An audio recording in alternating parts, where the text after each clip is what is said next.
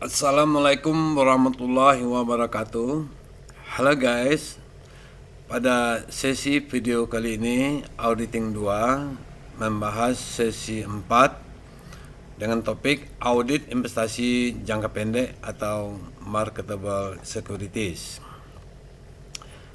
Adapun tujuan audit jangka pendek, yang pertama memeriksa internal control sudah baik atau belum. Jadi setiap kita memeriksa akun, kita selalu memeriksa dulu apakah akun-akun tersebut SP-nya sudah baik atau belum. Jadi ada 3 cara memeriksa akun baik atau tidaknya. Yang pertama dengan internal control questionnaire, yang kedua dengan flowchart, dan yang ketiga dengan narasi atau deskripsi. Kemudian yang kedua memeriksa eksistensi, keberadaannya. Betul nggak ada transaksinya, jangan sampai ada transaksi yang fiktif.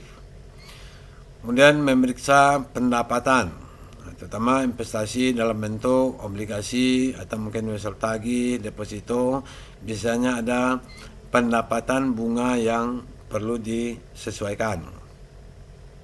Yang keempat memeriksa nilai pasar 31 Desember.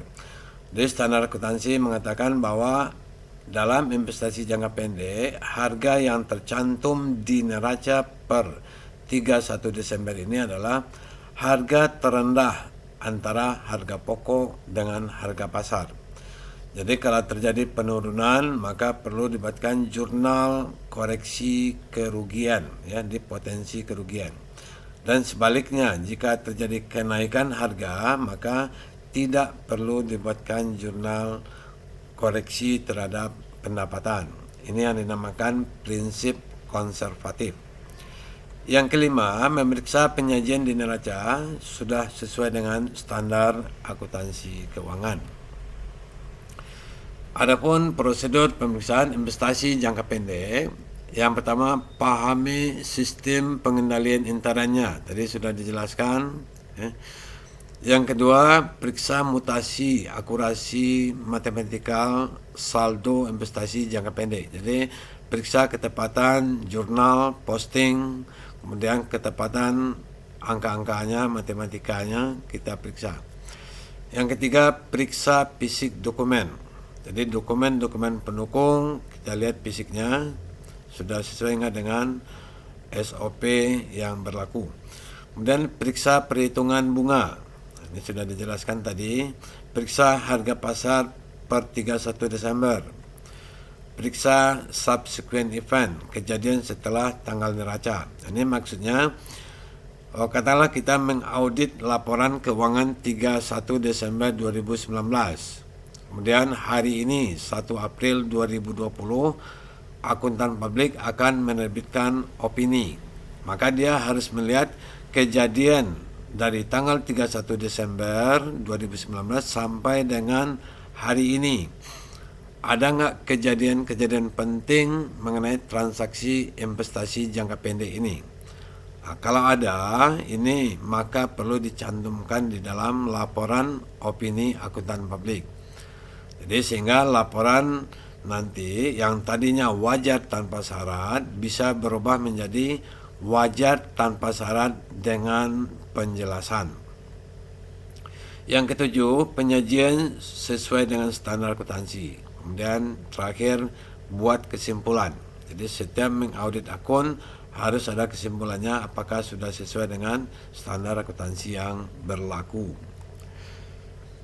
Investasi jangka pendek adalah investasi dalam bentuk surat hutang jangka pendek dapat dipegang hingga jatuh tempo atau dijual kembali di pasar sekuritas. Adapun bentuknya bisa dalam bentuk Certificate of Deposit Bank, itu menerbitkan surat hutang jangka pendek dengan bunga tetap, atau commercial paper, surat hutang yang diterbitkan oleh perusahaan besar dengan rating kredit yang sangat baik. Kemudian yang ketiga, treasury obligation, surat utang yang diterbitkan pemerintah, itu surat utang negara atau SUN. Kemudian sebagaimana yang kita ketahui, klasifikasi investasi jangka pendek itu tersedia untuk dijual. trading securities dipegang hingga jatuh tempo, held maturity securities senantiasa tersedia untuk dijual, ya, available for sell securities. Jadi ini adalah klasifikasinya. Jadi investasi jangka pendek tujuannya adalah hanya memutar kelebihan kas di dalam perusahaan. Kas yang terlalu tinggi tidak bagus, kas yang terlalu rendah juga tidak baik.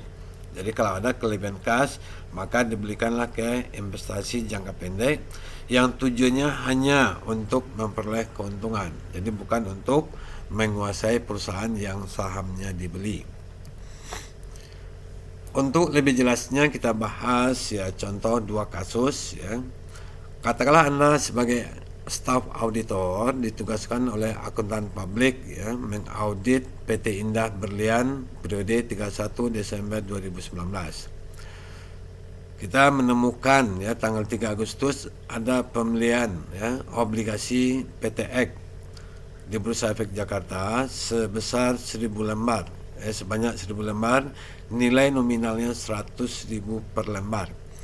Harga pokok 105 juta atau 105% ya dari nilai nominal, dan bunganya 12% per annum per tahun, dibayar setiap 2 Juli dan 2 Januari setiap bulannya.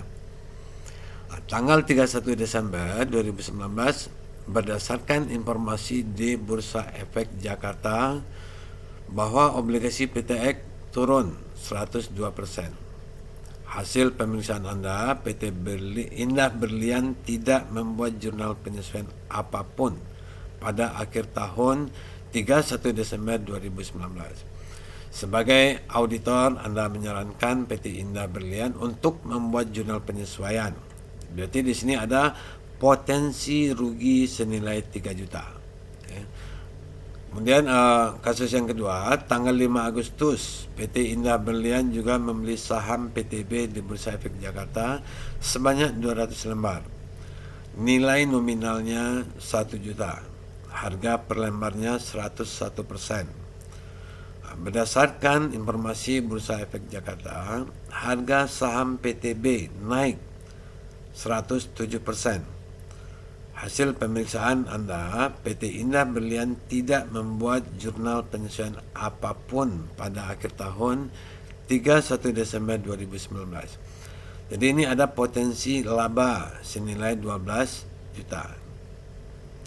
Di dalam tadi sudah dijelaskan bahwa kalau ada potensi rugi diakui sebagai kerugian, sementara kalau ada potensi laba tidak boleh diakui sebagai pendapatan. Untuk lebih jelasnya kita lihat jurnal yang dibuat oleh PT Berlian. Ini jurnal pada waktu membeli investasi jangka pendek obligasi tanggal 3 Agustus. Ya, jurnalnya investasi jangka pendek obligasi PTX pada kas bank masing-masing 105. Ini jurnal tanggal 5 Agustus, investasi jangka pendek saham PTB pada kas masing-masing 202 juta. Ini jurnalnya sudah betul. Kemudian pengakuan harga perolehan investasi jangka pendek berdasarkan standar akuntansi dicatat berdasarkan harga terendah antara harga pokok dengan harga pasar. Oleh sebab itu perlu dibuatkan jurnal penyesuaian. Jadi harga pokok 105, harga pasar per 31 Desember 102. Maka ada kerugian senilai potensi kerugian sebesar 3 juta. Ini diakui sebagai kerugian. Jadi jurnalnya kerugian pemilikan investasi jangka pendek obligasi PTX pada investasi jangka pendek obligasi PTX. Kemudian jurnal penyesuaian pendapatan bunga obligasi yang 6 bulan. Jadi jurnalnya perhitungannya 12% kali 6 per 12 karena untuk 6 bulan kali nilai nominal. Jadi dapat 6 juta. Jadi 6 juta adalah bunga per bulan. Jurnal penyesuaian yang kita buat piutang bunga obligasi pada pendapatan bunga obligasi masing-masing 6 juta. Ini yang dinamakan pendapatan diakui berdasarkan accrual basic. Catatan, investasi jangka pendek saham PTB tidak perlu penyesuaian karena nilai terendah antara harga pokok dan harga pasarnya adalah harga pokok. Harga yang tercantum di neraca berdasarkan harga pokok. Jadi tidak perlu jurnal penyesuaian terhadap potensi laba. Kita lihat akunnya investasi jangka pendek. Ini tanggal 3 Agustus ya. Dia ada investasi jangka pendek obligasi 105, ini saldonya. Kemudian tanggal 5 Agustus ya, investasi jangka pendek saham 202 juta. Jadi saldonya menjadi 105 juta tambah 202 juta menjadi 307 juta. Kemudian akibat penyesuaian pada akhir tahun ada potensi rugi 3 juta. Jadi sehingga nilai buku investasi jangka pendek pada akhir tahun adalah 304 juta. Dan ini jurnal pemilikan jurnal penyesuaian terhadap investasi jangka pendek kerugian ya. Diakui kerugian sebesar 3 juta. Demikianlah penjelasan pemeriksaan investasi jangka pendek ini. Mudah-mudahan dapat dipahami. Jangan lupa like dan subscribe. Terima kasih. Wassalamualaikum warahmatullahi wabarakatuh.